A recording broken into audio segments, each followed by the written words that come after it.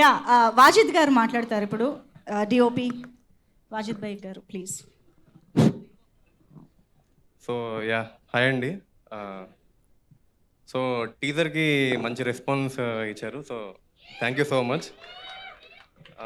So నేను ఎక్కువ మాట్లాడను. యా ఒక ఇన్సిడెంట్ చెప్తాను. సో మొత్తం సినిమా అంతా రియల్ లొకేషన్స్లో షూట్ చేశాము.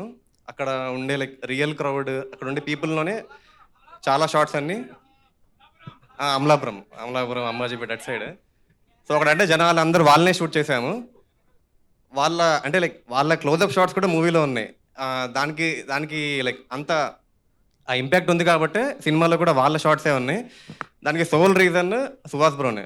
ఆయన సెట్లోకి వచ్చి ఆయన చేసిన యాక్టింగ్కి ఆ పడిన ఇంపాక్ట్కి రియాక్ట్ అయిందే సినిమాలో ఉంది. సో నేను చెప్పాలనుకుంది టెన్షన్ పడుతుంది.